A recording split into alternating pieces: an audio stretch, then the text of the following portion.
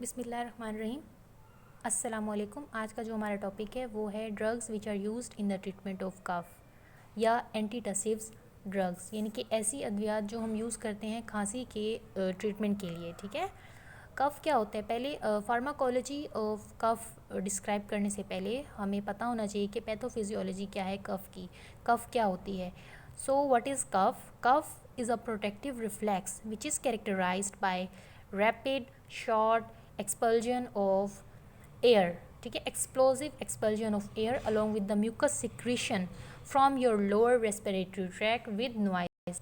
यानी कि ये एक प्रोटेक्टिव रिफ्लेक्स होता है जो कि बहुत ही थोड़े टाइम के लिए होता है, ठीक है, और रैपिड होता है, शॉर्ट होता है, from the lower respiratory tract. ठीक है, लोअर रेस्पिरेटरी ट्रैक्ट क्यों मैंने हाईलाइट की, क्योंकि जो आपका अपर रेस्पिरेटरी ट्रैक्ट होता है वहाँ से जो म्यूकस की क्लियरेंस होती है या फॉरेन पार्टिकल्स की क्लियरेंस होती है वो स्नीजिंग के ज़रिए होती है। तो उसके लिए एक अलग रिफ्लेक्स है जिसे हम कहते हैं sneeze reflex, that is an other topic. So lower respiratory tract क्या होता है, all the respiratory passage below the larynx, उसको हम कहते हैं वो लोअर रेस्पिरेटरी ट्रैक है। ठीक है, जिसमें हमारे पास आते हैं हमारे लैरिंग्स के बाद trachea, bronchi, bronchioles and lungs, ये सारे लोअर रेस्पिरेटरी ट्रैक में काउंट किए जाते हैं।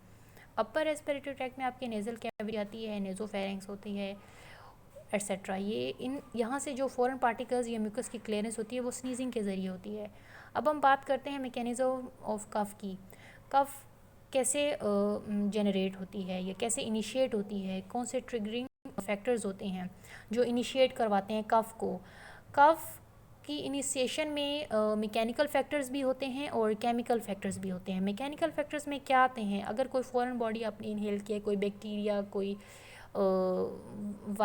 वायरस या कोई भी ऐसा पार्टिकल जो इरिटेटिंग है, ठीक है, आपके रेस्पिरेटरी पैसेज के लिए, वो या कोई भी कैंसरस ग्रोथ है लोअर रेस्पिरेटरी ट्रैक्ट में, तब भी कफ इनिशिएट होती है। इसके अलावा केमिकल्स जो इन्वॉल्व होते हैं वो ल्यूकोट्राइन D4 एंड हिस्टामिन है। अच्छा, सबसे पहले जैसे अब हम लोअर रेस्पिरेटरी ट्रैक्ट की बात करें तो उसमें लंग्स या ट्रेकिया, ये लाइंड होते हैं आपके pseudo stratified columnar ciliated columnar epithelium से, और यहाँ पर गोबलेट सेल्स भी होते हैं जो प्रोड्यूस करते हैं म्यूकस को।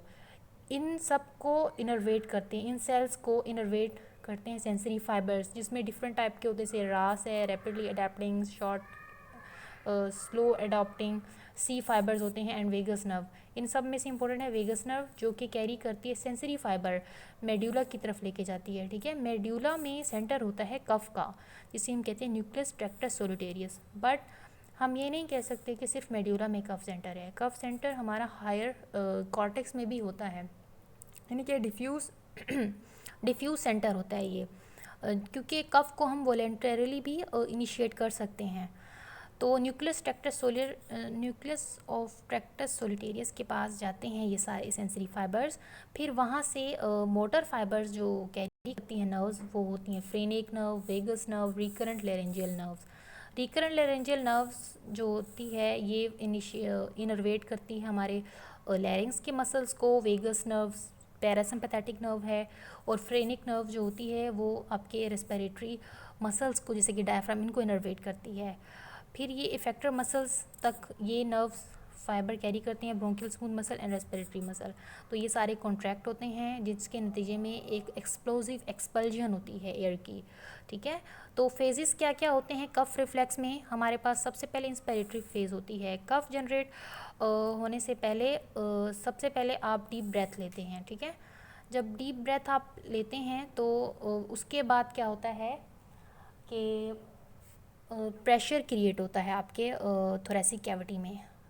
कंप्रेशन फेज़ में ग्लॉटिस क्लोज होता है और फर्दर प्रेशर एक्सर्ट होता है या स्ट्रेच करता है आपके रेस्पिरेटरी ट्रैक को। वहाँ पर पड़े स्ट्रेच रिसेप्टर्स क्या होते हैं, एक्टिवेट होते हैं। फिर वो ये सेंसरी नर्व फाइबर्स क्या होती हैं, या इनमें एक्शन पोटेंशियल जनरेट होता है जो कि जाता है हायर सेंटर की तरफ।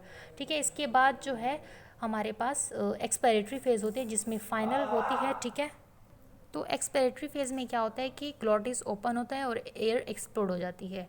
इस तरह से हमारा कफ रिफ्लेक्स जो होता है कंप्लीट होता है। ठीक है, इसके बाद अब हम फार्माकोलॉजी की बात करेंगे कि ड्रग्स कौन सी यूज़ होती हैं, उससे पहले हमें पता होना चाहिए कि टाइप्स क्या हैं कफ़ की बेसिकली मेन जो टाइप्स होती हैं वो दो होती हैं, productive cough which is also known as the useful cough और वेट कफ़, जबकि नॉन प्रोडक्टिव कफ़ को हम कहते हैं यूज़लेस कफ़ और ड्राई कफ़। ठीक है, यू प्रोडक्टिव कफ़ को हम क्यों कहते हैं, क्योंकि ये नेचुरली मतलब होती है और फिजियोलॉजिकली भी होती है। इसमें क्या होता है, आपके जो एयर पैसेजेस होते हैं वो क्लियर आउट हो जाते हैं from all the excess mucus, ठीक है, जिसे हम एक्सपेक्टोरेशन भी कहते हैं। ठीक है, तो अगर हम ये एयर पैसेज वेज म्यूकस से क्लियर ना हो और एक्सेस म्यूकस अगर जमा होता जाए तो क्या होगा, इन्फेक्शन होगी। तो उसको प्रिवेंट करने के लिए प्रोडक्टिव कफ होती है, इसे हम सप्रेस नहीं करते क्योंकि इसकी सप्रेशन हार्मफुल हो सकती है, लेकिन कुछ केसेस में हमें इसे सप्रेस करना पड़ता है जब एफ़र्ट ज़्यादा लग रही हो और म्यूकस कम एलिमिनेट हो रहा हो या क्लियर हो रहा हो। ठीक है, और इस कफ को हम सप्रेस करते हैं या इसके ट्रीटमेंट में हम देते हैं डिमेल्सन्स, वो मैं आगे आपको बताऊंगी। ठीक है, नॉन प्रोडक्टिव कफ जो होती है, ड्राई कफ होती है, यूज़लेस कफ होती है, इसमें जो रेस्पिरेटरी पैसेजेस होते हैं वो कवर क्लियर नहीं होते। ठीक है, तो इसको हमें सप्रेस करना होता है with the use of एंटीटसिव्स agents.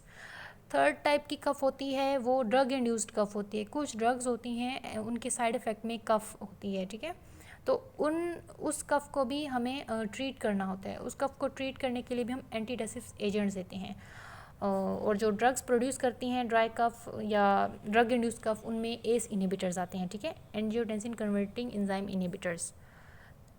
तो it was all about the pathophysiology of cough. So we have discussed what is cough, mechanism of cough, and phases and types. So in the next video I'm going to tell you about the antitussive agents or the drugs. Thank you so much.